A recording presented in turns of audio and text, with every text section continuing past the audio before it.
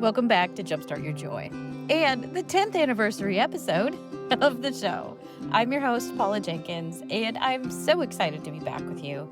In this episode, we're talking about the Jumpstart and embracing community, encouragement, and finding our grounding so we can move forward into whatever's next. I want to wish you all a very warm welcome. I know it's been a little bit, and I'm excited to be back on the mic. You'll laugh because I'm sitting in my car recording this. Some fans of the show will know that a good car recording is definitely part of the past. Before we jump into the heart of this episode, you can find out more about the podcast at jumpstartyourjoy.com. And you can also follow me on Instagram at jumpstartyourjoy. And I'll be posting these episodes on YouTube. And you can find all the links to where to follow me in the show notes. So let's talk about 10 years. It's a long time to be doing anything. And as I looked at the year 2025 closing out, I realized I hadn't recorded an episode in my 10th year of podcasting, which was strange. And I wanted to make sure to pop in and say hello in this year and also mark the 10th anniversary with an actual episode. So we'll be talking about how I don't want to miss the next 4 years. It's going to take a lot of mindfulness and a lot of intentionality to get into whatever's next for all of us. How I want to embrace community more and how I've seen this show create community. How we can look at transitions and talk about the jumpstart of encouragement, which is probably something I'm going to be talking about a lot more as we get into 2026. This show started when my son was 5. And during that summer, I did what I called the Summer of Magic, which is a way to soak up that great summer between preschool or transitional kindergarten, in his case, and kindergarten. It was a celebration of that transition. And I can see now that there was a lot of wisdom in that because so often in our lives, we don't really stop to take stock of a moment and look at what it means for you, a transition from being a little kid into an elementary school kid in his case, and how your life will change. And I knew looking at this moment, because now he is a freshman in high school. Oh my goodness. And, with the advent of the return of this current administration and so many things out there feeling so very hard, something in my heart recognized that my son's 4 years of high school lined up almost perfectly with the reign, if we'll say it that way, of this administration. And my heart started saying, I don't want to miss these 4 years. Just like that transition of him going into elementary school in that summer. And I have that same sense right now as I'm thinking about his high school age and era. It's not something that I want to just skate through. There was a pivotal moment for me when my best friend Tammy was aware that she just had 1 year left with her son before he went off to college, and she was soaking up every moment. And when she talked about that, I very much wanted to do the same for these 4 years. And so there's something deep inside me that doesn't want to get caught up in everything that the media wants us to pay attention to and miss all of the great moments that are right in front of me with some of my favorite people. And so that kind of brings me to the part 2 of this conversation, is I know that for us all to get through these next 4 years and beyond, it's going to take a lot of mindfulness and a lot of intentionality to face these next few years. Sure, yes, let's admit it, the current administration is a problem. And I don't want to be a downer, but I think we've got a lot more going on than just this president. AI is looming large. I use it to edit my podcasts. It's a great tool, but it needs the human touch in the midst of it to remain something that's pliable and relevant and that can work for us. We also have climate change, the rights of people across the globe, and economic issues that are really a big deal right now. And what I know of hardship, of difficulty, of things that feel heavy is that I have to find my center, my peace, and my own grounding in order to move through these kinds of life events. I recently started reading Brene Brown's Strong Ground, and if you haven't read it yet, you should. A link will be in the show notes, of course. Sure, this is one of the ones that goes with Brene Brown's leadership series, but it's also a great reflection about where we are right now as a culture, as a society. If you've read her past books, I can see the change and the progression of what she's talking about here because we're no longer just daring greatly to show up. We're not just rising strong, but we have a new challenge that sets out ahead of us, and it's about finding strong ground or centering yourself in the midst of everything else that's going on. Here's a quote from her book. Individually and collectively, we are all looking for strong ground right now. We need to push into the source of our strength and sturdiness so we can navigate the world. We need the ground to steady us and at the same time to propel us into purposeful action. It's from Brene Brown. And I think there's a lot in that, just as she's so good with so many other juicy quotes. There's a lot to take in from that because I know in any group, probably, that's a group of coworkers, group of friends, your family, your neighbors. But it reminds me of how there's one person in our neighborhood who is known as a complainer.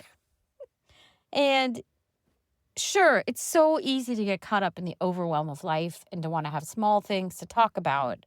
And I think we can all agree, and maybe this is something I can find an expert to talk about, but this whole idea that the flood the zone tactics that the administration is using and loves to use, and that the media is kind of glomming onto, is that we are given just this fire hose of things to worry about constantly.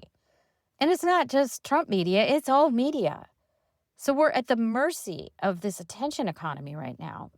And what I've seen is it's so easy to become that complainer, right? Like everything's so bad. Did you hear about this? What are we going to do about that?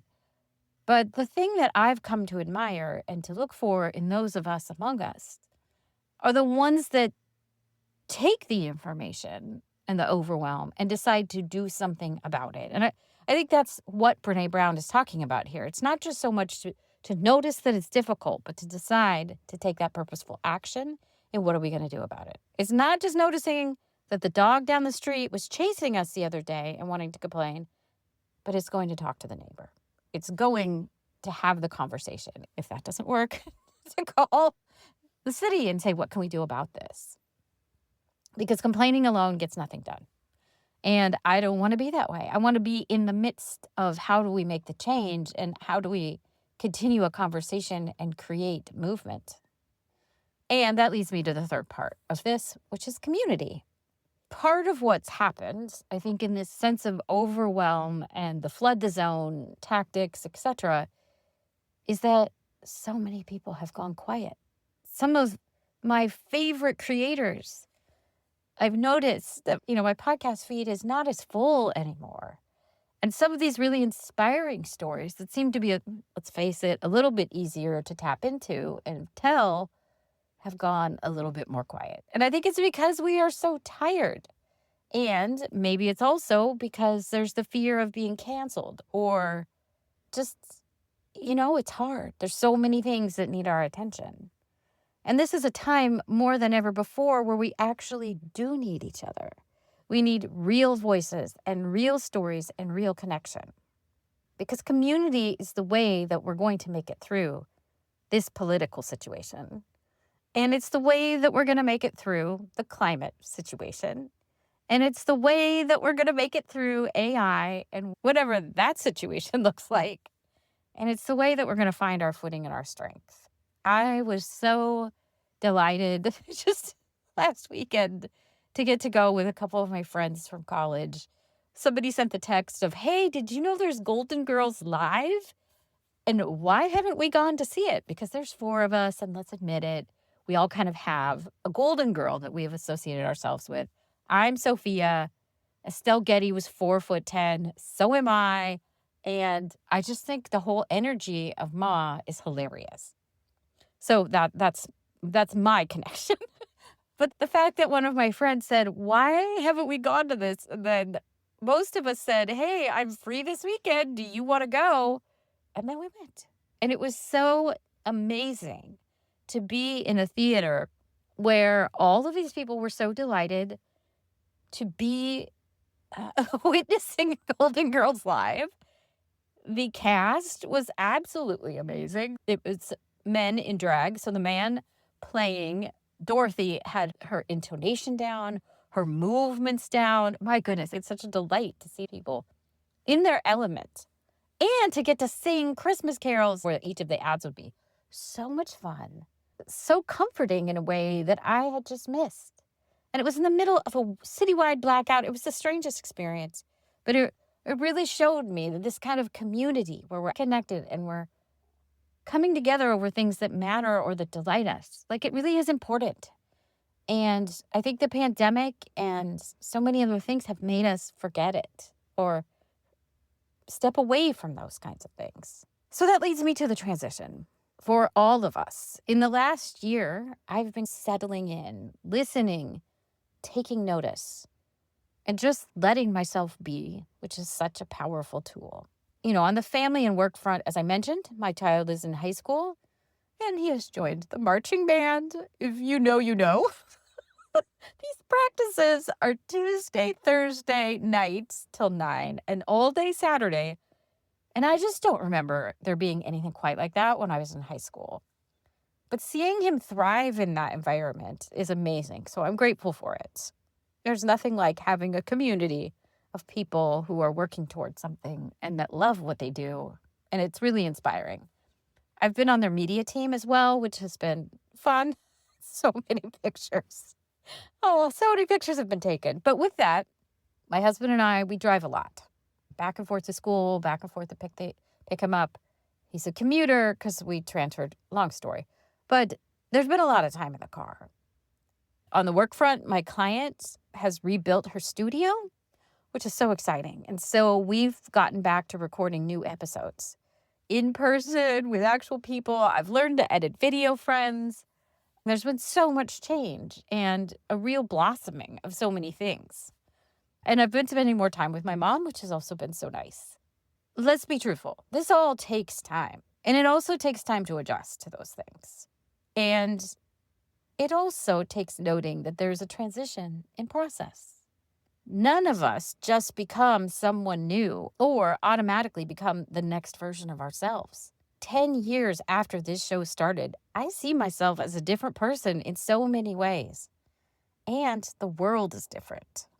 Some of the things that I loved or that were a big part of my life have winded down.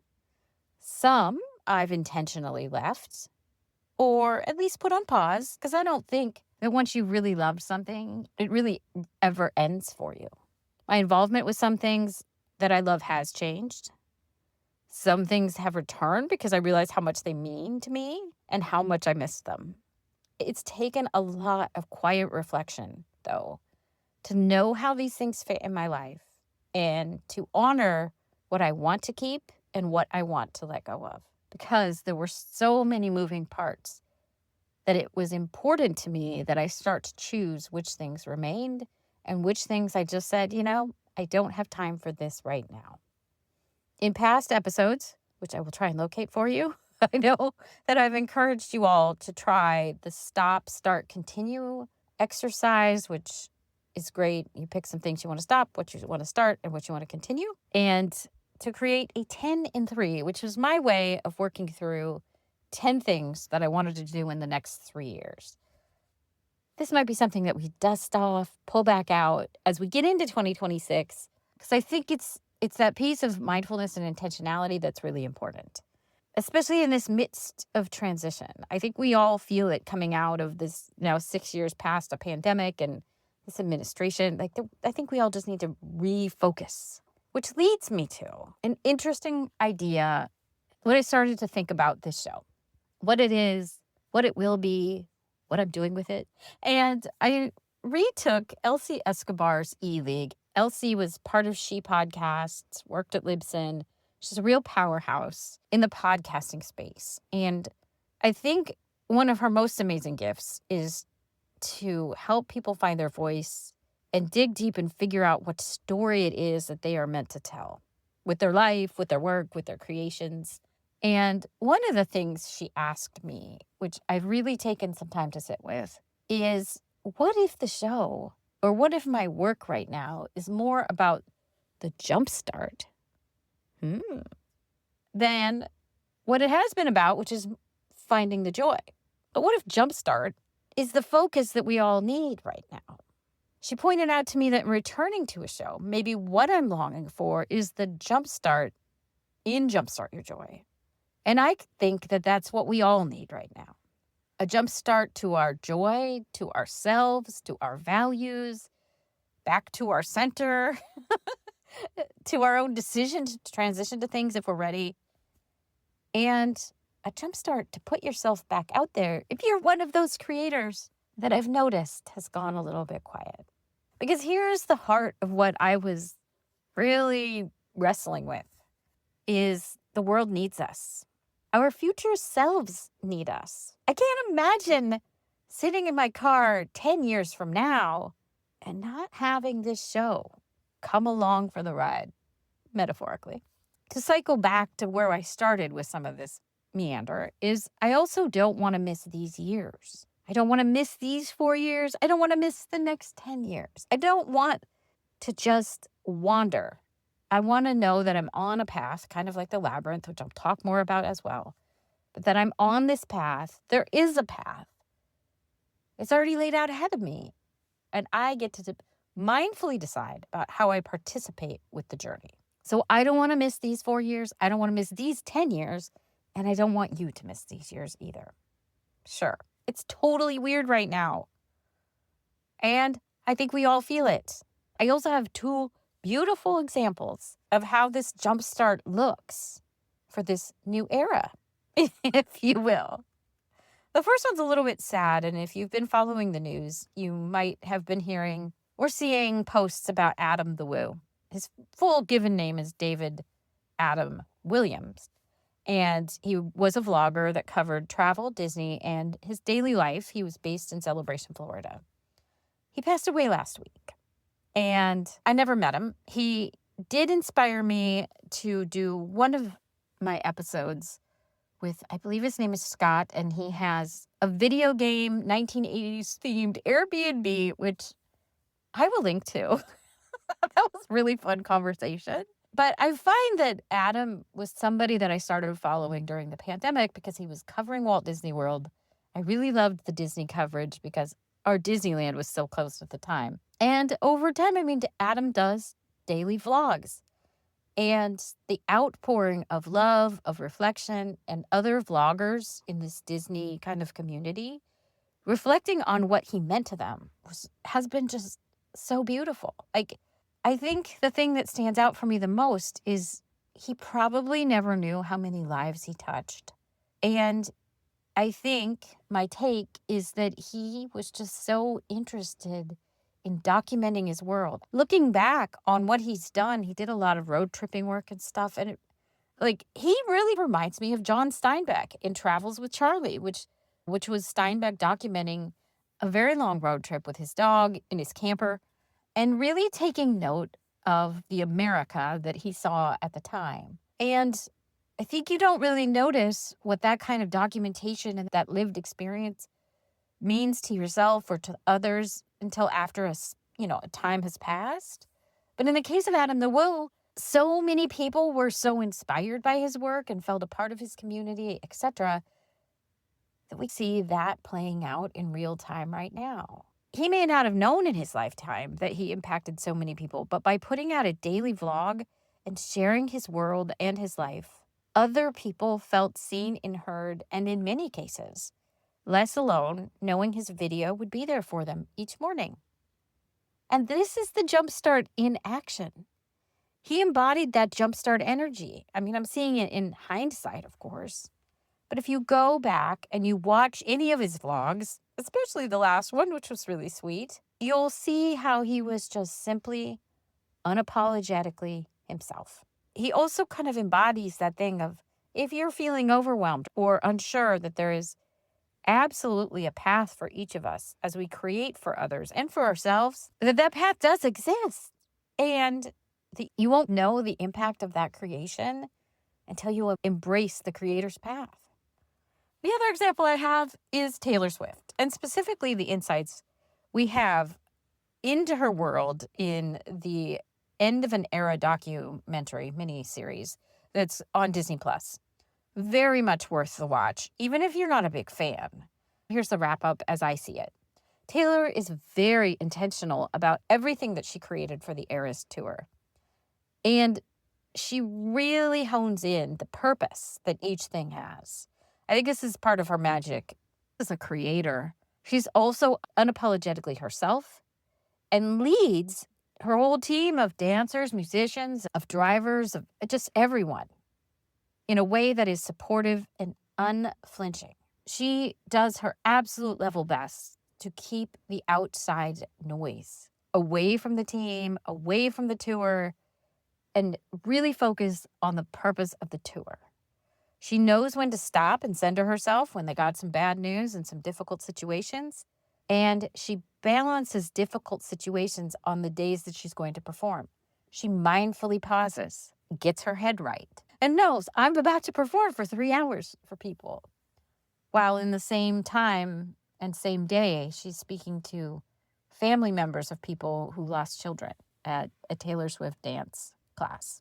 So she's constantly in the zone on tour, and she's so self-aware. And the power of the Eras tour is that she created a safe, joyful space that really encouraged community. Here's a couple quotes from her that I felt like I had to include here. You look out into the crowd, and this isn't just a blob of lights.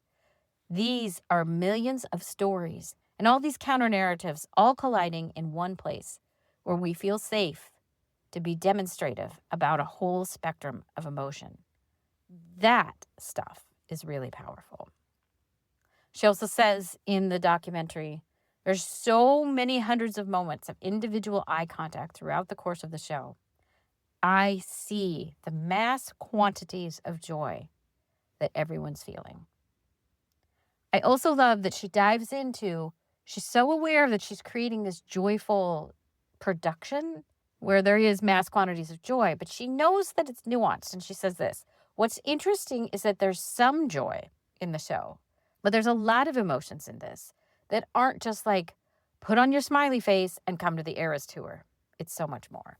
And that's what Taylor has to say about her show and the intentional mindfulness in which she engages with her community of Swifties. So let's wrap this up. I'm calling this last section of this episode the end of a decade, the beginning of an age. And if you know Taylor Swift, that's actually a lyric from her song. But I'm aware that I can't wrap up a decade in just one episode. And not that I really want to, but here's where I am. The show will go on. Jumpstart Your Joy will continue. I want to be back in my car or in any other random spot that I need to record. You have no idea how many times I recorded an episode in a conference room on my lunch break because that's where it fit in my life. But in this wanting to be back, I also want to share a story that I don't know if I ever told back when it happened, early on in the first year of Jumpstart Your Joy. After episode, I believe it was 4, with Matthew Wood, who is General Grievous in Star Wars, and he's a senior, or at the time was a senior sound person with Lucas. I had recorded an interview with him because I went to elementary school with him. And it's hilarious to me to think of I sat next to General Grievous, 4th grade. For some reason, I see a little version of General Grievous sitting next to me. Okay, I'll get back to this. But so I went to a Creative Live taping here in San Francisco, which was hosted by Lewis Howes. And he is the host and the guy behind the School of Greatness, which is a big podcast. While he was presenting, he asked if anybody would like to be in the hot seat. And so I raised my hand. He was going to review intros and outros and talk about content and all that. And so I shared the Matthew Wood General Grievous episode and he reviewed it. And he had plenty of nice things to say about it. I'm also very proud of that one. It was a fun one to record. By the end of the day, I also had gotten up my own courage to ask Lewis Howes if he would be a guest here on Jumpstart Your Joy. he said he would. And he said he would if I posted every week for a year and didn't miss a week. So that was what I did. I thought, well, I'm going to get Lewis Howes on my show, you know, and I did 52 weeks and no break. I was also really inspired at the time by something that my friend Christine Petty asked. And it was, what could happen if you did this for 52 weeks? Like, what was possible? Once I hit the 52 weeks, I reached out to Lewis Howes. And friends, he never replied. And it was then, after sending that I realized that I had never really actually been doing this show, just to later, at some future date, have him on as a guest. I was doing this show for me, for the connections, for all of you, for anyone who needed a little more joy in their life. There were stories from guests as I got into that first year that just floored me, inspired me, and left me wanting more. There were literal interviews that changed my life, like Danny Wood of New Kids on the Block, also in that first year. So much fun to talk to him. And I've now seen them in concert a bunch of times with my sister. And it's something that like we can rally around. We have a lot of fun with. And that has been an absolute joy. It jump-started my own joy. I also see that I had continued my show once I had started it because I wanted this deep presence with others. I'm an INFJ, and small talk is painful, but I love a good, deep conversation. And there's something about podcasting that once you hit record, people seem to be more than happy to go in those deep conversations with you. And I just love that. I love the mindfulness and intentionality that the show offered me, which was so different at the time from my day-to-day job. And I found community with all of you and the guests and the agents and the reps. And in this time, I also transitioned from being a project manager working in advertising to a podcast producer, producing and running, of course, this show, but also the Egg Whisperer show, which came about from my number 2 guest, Dr. Amy Afazadeh. And that show, you guys, it has almost 5 million views between YouTube and the audio podcast. And she has an Instagram following of 67,000 people. And I'm the producer behind all of that. And I've been full-time on that since 2019. So in doing all of this and looking back over this last 10 years, I had and I have created my own jumpstart. I knew I didn't want to stay in the corporate world. And to be totally cliche here, I found myself living a life that I had only dreamed of. So let's go back to Brené Brown, because Strong Ground is so good. And I think some of this quote that will lead me into the next era, because of course, the previous quote was, joy is a choice and we have to keep choosing it every day, which is kind of a paraphrase of Henry Nouwen. But let's talk about Brené Brown and this new quote. Our strong ground is made up of 2 elements. Our own footing, including values, a clear sense of our contribution, our curiosity, and our own humility, and our connection to another person or group of people who are also grounded. So my aim is this for the show. And no joke, this does feel a little strange and oddly appropriate. In the honor and spirit of Adam the Woo and his daily vlog for, I think it was 14 years, and to that version of me that bravely stepped out just over 10 years ago to create something and to keep going, I commit to being back for another 52 weeks. I will be focusing on the jumpstart, on community, on encouragement, and finding our grounding together so we can all move forward. Because this is what I'm meant to do. And it's what we all need. It's what I need. I want to model what it looks like to keep going, following a sense of what is needed in this world, and to keep putting out good when it is so much easier just to sit back and feel like it's all too much. Because the version of you and me that kept going over this last decade deserves everything we're dreaming about right now. So let's get after it. Next week on the show, I'll be back. I've got some ideas. I may be talking about the trip I took to Paris in April with my son. I hope you will join me for that. And until then, I hope that your days are filled with so much joy.